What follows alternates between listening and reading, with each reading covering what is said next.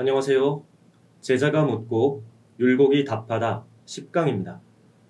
저는 이 강좌를 담당하고 있고 성균관대에서 강사로 활동하고 있는 배재성이라고 합니다. 그러면 오늘 10강 수업을 시작하도록 하겠습니다. 먼저 오늘 수업의 주제를 살펴보겠습니다. 제목은 원기와 천지의 순환이라는 내용입니다.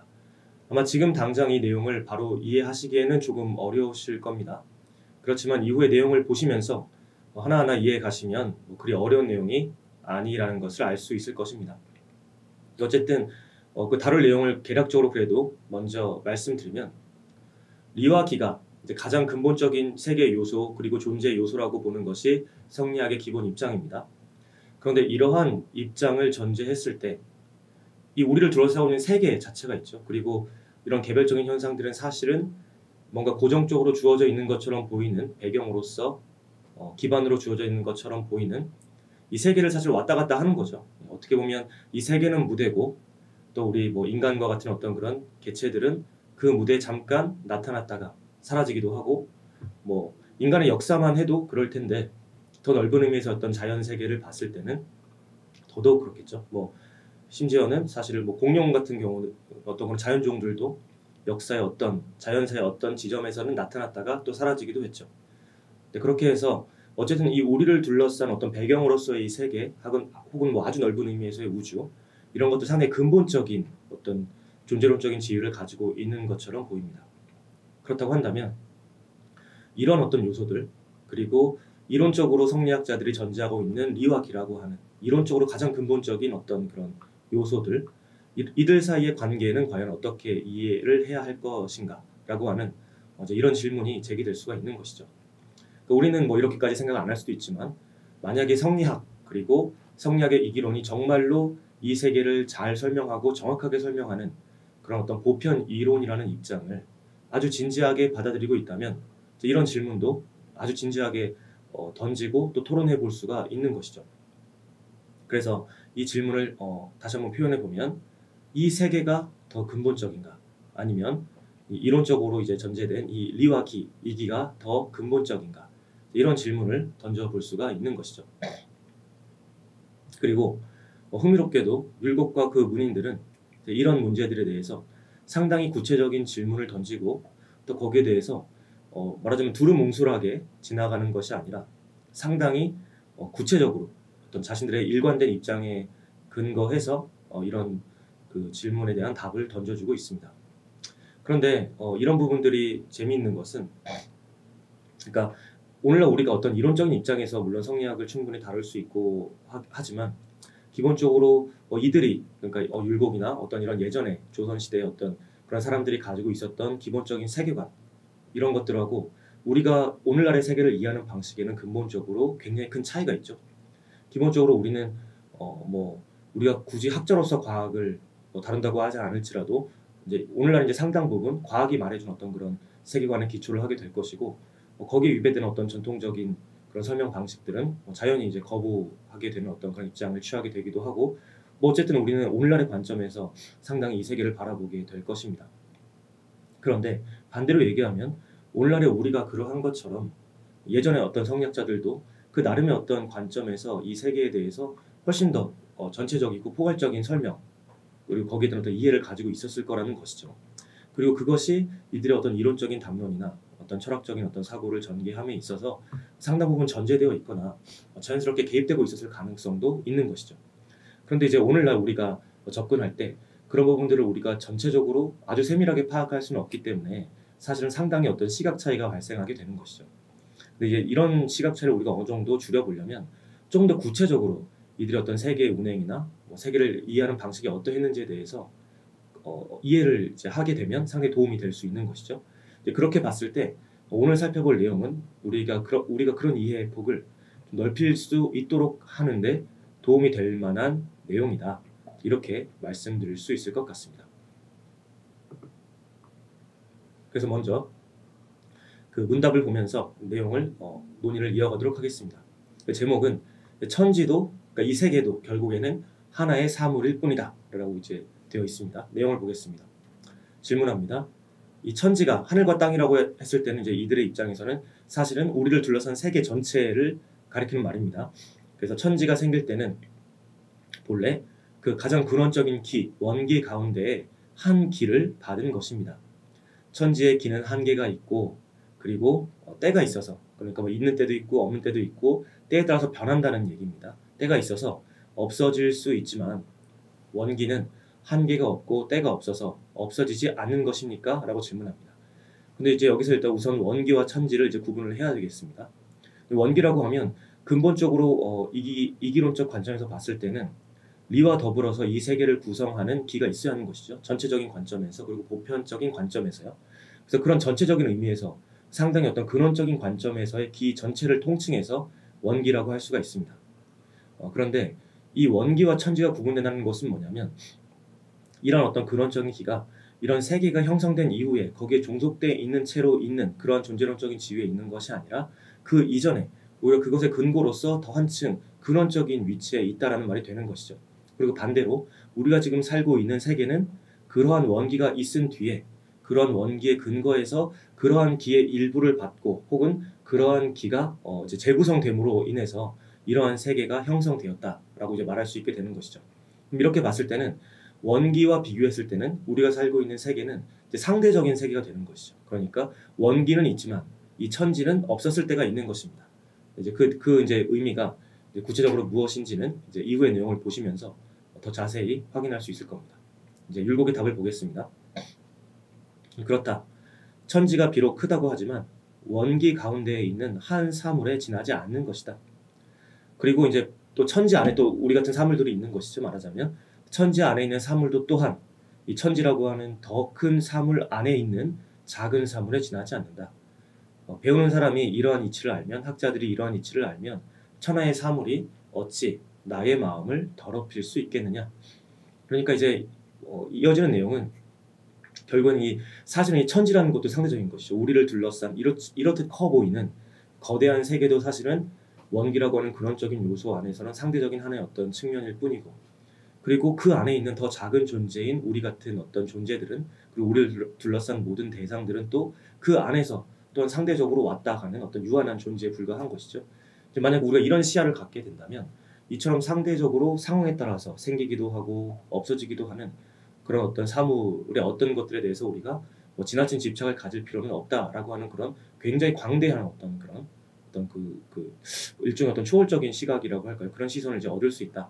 이제 그렇게 되면 우리가 뭐 작은 일에 얽매이지 않고 물론 이제 유학자들은 기본적으로 그처럼 뭐 세계를 이탈하는 어떤 그런 초월성을 추구하지 않습니다. 근데 그럼에도 불구하고 그런 시야를 가질 때는 우리가 올바르게 실천하는 것을 자주 가로막는 우리 어떤 사적인 욕망이라든지 작은 집착이라든지 이제 그런 것들로부터 자유로워질 수 있지 않겠느냐. 이제 그 정도의 이야기로 이해를 하시면 될 것 같습니다. 조금 더 이제 구체적으로 내용을 살펴보겠습니다. 그래서 여기서는 이제 원기 그리고 천지 그리고 리의 세 가지 관계가 논의됩니다.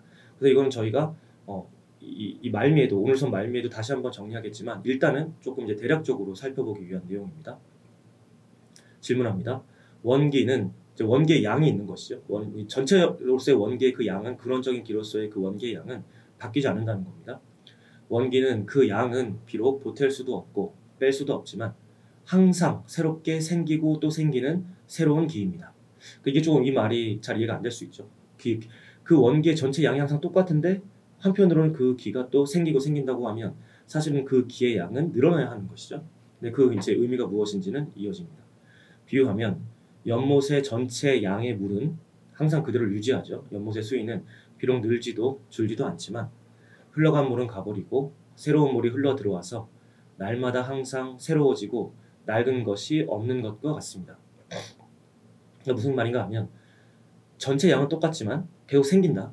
그런데 늘지 않는 이유는 뭐냐면 생기는 만큼 없어지기 때문인 것이죠. 그러니까 전체 양은 똑같지만 기가 계속적으로 새로 생기고 또 말하자면 헌 것은 계속 사라지는 것이죠. 이제 이런 과정을 이해를 하고 있는 것입니다.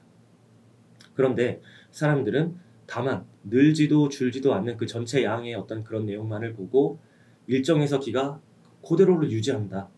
이제 일정에서 바뀌지 않는다. 이렇게 말하는데 이렇게 어떤 현상에 구애되지 않고 항상 자기의 어떤 그런 동일성을 유지하는 것은 이런 것은 유일하게 리만 그러할 뿐이지 상대적인 어떤 운동의 제약도 받고 현상에 영향을 받는 변화되는 그러한 기를 말하는 것은 아닙니다. 대저 원기는 생기고 또 생겨서 그치지 아니하기 때문에 지금의 천지가 끝나더라도 다음의 천지가 따라서 나오는 것입니다. 네, 이 내용을 다시 설명드리면 그 율곡학의 관점에서 특히 그리고 또 성리학이 아마 일반적으로 이렇게 말할 수 있을 텐데요. 리는 항상 기 안에 있는 것입니다. 그래서 리가 보편적인 것만큼이나 그 리를 담고 있는 기도 항상 불변하게 존재를 해야 되는 것이죠. 근데 문제는 이렇게 말을 해버리면 이제 리와 기가 어떤 의미에서는 동등한 어떤 존재론적인 지위를 갖는 것처럼 보이게 될 수가 있는 것이죠.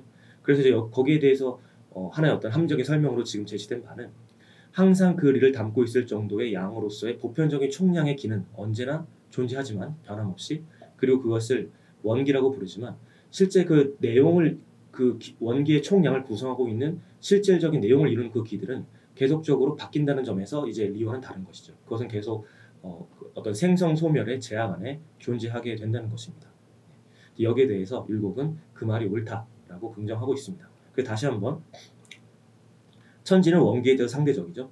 원기는 항상 존재하는데 천지는 그 원기의 근거에서 생기기도 하고 없어질 때도 있습니다.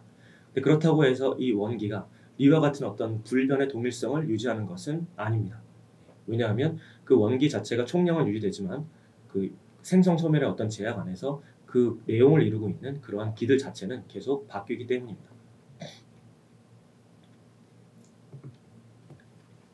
그래서 그 어떤 그런 구분 안에서 그러면 다시 원기와 그리고 그로부터 비롯되는 천지의 기 사이에는 어떤 관계가 있는지 이에 관한 내용을 살펴보도록 하겠습니다. 어떤 사람이 묻습니다. 그러면 천지의 기와 그리고 그것이 근원하고 있는 그 원기라고 하는 것은 두 개의 다른 기인가? 여기에 대해서 김진강이 답을 합니다. 그 근본을 추구해보면 본질적으로는 하나의 기일 뿐이다. 하지만 다만 발생한 기로 말한다면, 발생한 어떤 그런 순서로 아니면 어떤 그런 위계로 말한다면 천지라는 것은 원기 가운데에서 생겨난 기이니 원기라는 것은 천지의 기의 근본이 되는 것이다. 이런 까닭에 천지의 품기가 다 사라져 없어지고 천지가 비록 끝나더라도 원기는 항상 그대로 있게 된다. 그러니까 아마도 이제 이러한 논의를 구성하게 되는 하나의 우리가 동기를 여기서 읽어낼 수가 있습니다. 무슨 말이냐면 천지라는 것이 아무리 고정 불변해 보이더라도 어떤 하나의 고정된 형질을 이루고 있고 고정된 형체를 이루고 있는 것이죠. 그리고 그렇게 봤을 때는 우리는 이 천지가 다 없어져 버리는 어떤 상황을 사실은 상정해 볼 수 있습니다. 네, 우리가 어쨌든 고정된 형체로서의 어떤 이 천지를 상상할 수 있고 확인할 수 있다면 이것이 뭔가 무너져 버리고 이것이 어떤 이런 형태를 잃어버린 형태의 기로 바뀌는 상황을 우리는 고려해 볼 수 있는 것이죠. 근데 만약에 그러한 천지의 없어짐과 더불어 기 자체가 모두 없어진다고 한다면 언제나 리와 기가 함께 있다는 이런 율곡학의 그리고 성리학의 기본적인 전제는 적용되지 않게 되는 것이죠. 그렇게 된다면 이러한 천지도 어쨌든 고정된 어떠한 특성과 형태를 갖추었다는 점으로 봤을 때는 더 근원적인 수준의 기가 구성되면서 발생한 것이고, 또 이것이 없어진다 해도 이러한 상태로 다시 회귀한다고 해도 여전히 기가 있고 그 기 안에 리가 있는 상태는 유지된다. 이렇게 말을 하는 것이 이제 성리학의 율곡학의 어떤 일관된 어떤 입장에 부합하는 설명이 될 수 있는 것이죠. 그러면 이제 또 묻습니다. 이제 방금 상정했던 대로 천지가 원기에 의해서 생겨났고 그리고 천지가 사라져도 원기는 그대로 남습니다. 이렇게 되면 천지가 다 끝나버리면 그럼 원기는 무엇에 의지하여 그대로 있는가? 이렇게 질문합니다. 여기에 대한 김진강의 답을 보겠습니다. 천지 가운데 사람과 만물은 죽더라도 천지는 그대로이다. 그리고 우리가 경험하고 있는 바입니다. 어떤 특정한 개체가 죽는다고 해서 우리를 둘러싼 이 세계가, 그 가까이 있는 우리 지구가 그것을 그 안에 살고 있는 어떤 존재가 사라진다고 해도 사실은 별로 영향받지 않는 것처럼 보이죠. 예, 그래서 천지 가운데 사람과 만물은 죽더라도 천지는 그대로이다. 이로 미루어 보면 원기 속의 천지는 비록 끝나더라도 원기 자체가 그치는 것은 아니다. 만약 천지가 끝날 때 원기가 따라서 흩어져 버린다면 다음의 천지의 기는 어떤 기의 근원에서 나오겠는가? 이것도 또한 이제 우리가 이들의 세계관의 일단을 볼 수 있는 하나의 포인트입니다. 무슨 말이냐면 원기가 있었고 거기서 이 세계가 구성이 됐던 겁니다. 그런데 우리는 또한 상정해보고 상상해 볼 수 있습니다. 어차피 기의 어떤 그런 운동을 통해서 어떤 기의 상호작용을 통해서 재구성된 이 세계가 이제 무너져 내리는 것을 상상할 수 있는 것이죠. 그럼 다시 원기의 상태로 돌아갔는데 그러면 이 세계는 끝나는 것인가? 그렇지 않다는 것입니다. 그럼 다시 어느 정도 시점이 되면 그 원기 안에서 오늘날의 세계와 다른 의미의 새로운 천지, 즉 새로운 세계가 만들어지는 것이죠. 근데 이제 이 과정의 의미가 있는 것이 이렇게 되면 이 리와 기에 의해서 지배되는 이 세계가 궁극적으로는 영원 불멸의 세계가 되는 것이죠. 계속적으로 반복되는 그 리와 기의 어떤 원리에 의해서 어떤 형태로든 일단은 좁게는 이 천지가 지금의 법칙에 따라서 운영이 되고 그리고 이 천지가 사라지더라도 다시 또 새로운 천지가 생겨나면서 이 과정이 결국에는 계속적으로 이어지고 이러한 과정을 이제 지배하고 그 주재하는 이 리 그리고 그와 함께한 기는 이 영원한 어떤 의미에서 이 세계를 지배하는 원리, 보편적인 원리로서 우리가 상정할 수 있게 되는 것이죠. 그래서 다시 말하면 이들이 생각하는 세계관의 중요한 지금 하나의 특징은 천지는 원기의 근거에서 나타나고 사라질 수 있습니다. 그런데 그게 끝이 아니라 만약 이 천지가 사라진다면 이제 이후에 다른 천지가 생겨날 것이고 또 그 천지가 사라진다면 그 이후에는 또 다른 천지가 생겨나게 되면서 어쨌든 일시적인 어떤 중단 상태가 있을지언정 계속적으로 이 천지는 다시금 나타나면서 어떤 이러한 어떤 그 리기에 근거한 세계를 계속적으로 만들어 나가게 되는 것이죠. 그럼 다시 아까 봤던 것처럼 이 원기와 천지의 기 그리고 리의 관계를 다시 한번 이제 정리해 보겠습니다. 질문합니다. 그렇다면 천지는 종말할 때가 있으니 원기는 일찍이 사라지거나 그침이 없고 일정하여 바뀌지 아니하는가? 그러니까 방금 우리가 앞에서 봤던 것처럼 원기에 대비했을 때 천지는 이제 상대화되었죠. 무슨 말이냐면 원기가 항상적으로 자기 상태를 유지하고 어떤 그런 지위를 가지고 있다면 천지는 그에 비해서는 이제 상대적으로 있을 수도 있고 없을 수도 있는 어떤 임의적인 대상이 되는 것이죠. 네, 그렇다면 이제 이 두 가지 관계를 놓고만 봤을 때는 그러면 다시 우리 이제 천지도 사실 우리가 보기엔 굉장히 영원 불변해 보이는데 이것을 넘어서 있는 이것의 근거가 되는 원기는 그야말로 어떤 불변의 지위를 갖고 있는 것이 아닌가라고 이제 질문할 수 있게 됩니다. 그런데 이제 여기에 대해서 우리가 아까 보았던 이제 답이 다시 명확하게 제시되는 것입니다. 김진강이 이에 대해서 답을 다시 제시하고 있습니다. 일정하여 바뀌지 않는 것은 리이지 기가 아니다.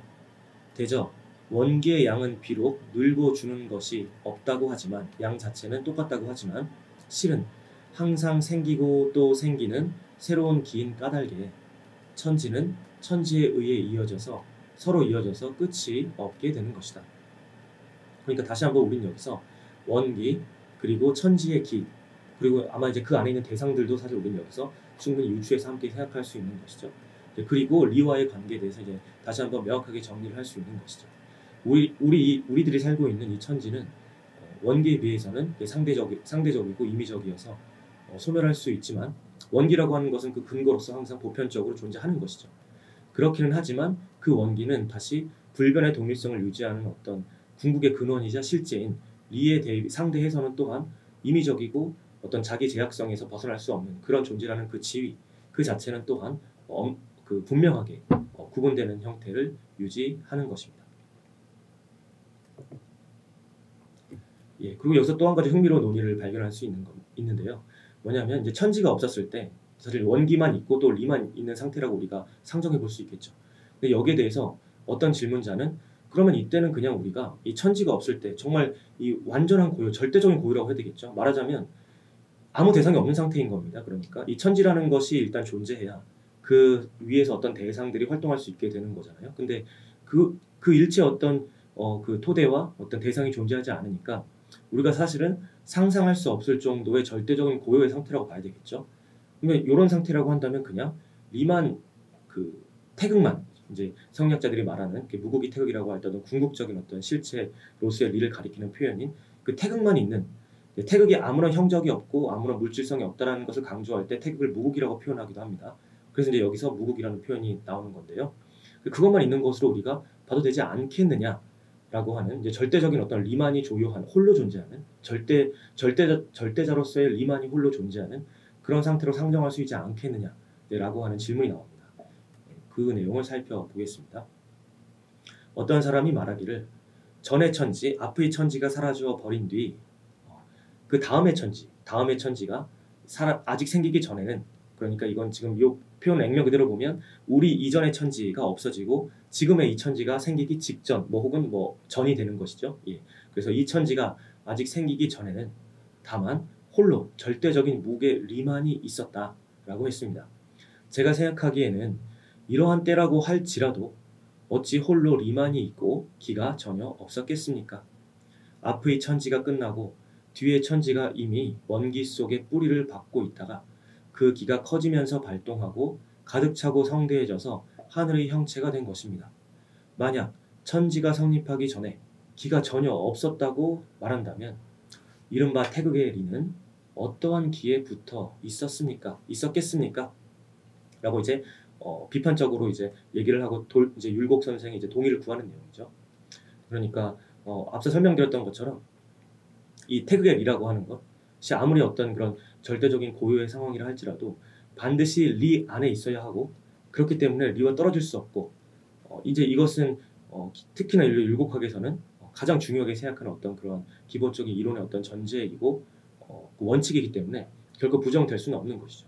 그런데 만약에 이 질문자가 인용하고 있는 것처럼 그러한 절대 고유의 상태, 그리고 그 리에 의해서 뭔가 새로운 운동이 발생해야만 하는 그런 상태라고 해서 리만 있다고 말한다면 기 없이 리가 홀로 존재한다는 것이고, 결국에는 사실 그것이 함의하는 바는 기 없이 리가 홀로 존재하는 상태에서 뭔가 어떤 기를 불러일으키거나 기를 만들어내거나 어떤 독자적인 리의 활동이 성립한다라는 사실은 귀결을 갖게 되는 것이죠. 그리고 그렇게 된다면 결국에는 그 이후에 만들어진 천지도 사실은 어떤 의미에서는 리가 혼자 만들어낸다, 이렇게 말할 수 있는 것이죠. 근데 이제 그러한 것은 율곡적 관점에서 수용될 수 없다는 것이고, 그렇기 때문에 그 상태에서도, 그런 절대 고유의 상태에서도 원기는 여전히 있었고, 여기서 지금 설명하고 있는 것처럼 그러한 원기 안에서 그 천지가 뿌리를 받고 있다가 점차 완연히 드러나면서 이제 그 구체적인 형태를 드러내면서 이 천지라고 하는 것이 형성되었다. 이제 이런 형태의 지금 설명을 제시하고 있는 것입니다. 그리고 여기에 대해서 율곡은 긍정하고 있습니다. 천지가 사라져 버린 뒤에는 전부가 음의 기이다.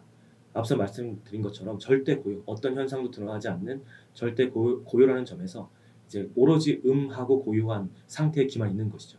그러니까 이 음이라고 하는 것은 뭐 차가운 이미지도 있지만, 달리 얘기하면 기의 차원에서는, 기의 운동성이라는 차원에서는 기가 그 어떤 운동도 하지 않는 상태를 말합니다. 그래서 전부가 음의 기이다. 그런데 만약 그렇다고 해서 아무런 운동도 하지 않아서 드러나지 않는다고 해서 그 기가 없다고 말한다면 이것은 이치에 맞지 않는다.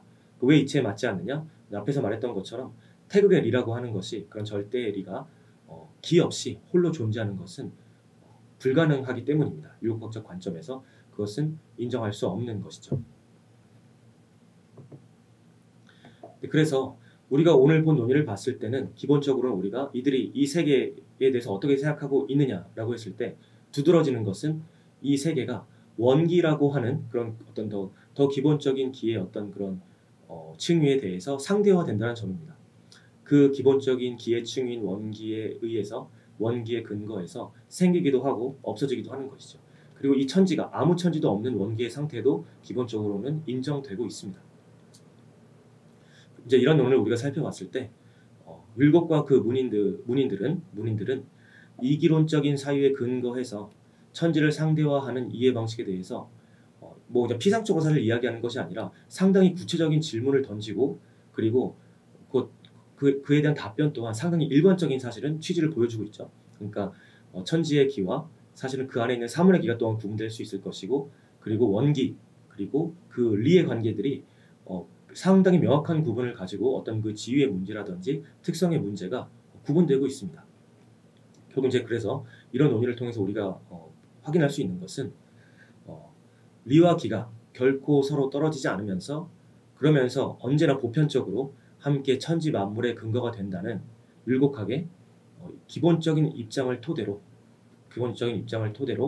그러면서 또한 이 천지가 사실은 하나의 대상으로서 있을 수도 있고 또한 없어지는 상황을 우리가 상정해 볼 수 있다는 사실은 상당히 나름대로 굉장히 근본적이고 그런 사유를 보여주고 있는 것이죠.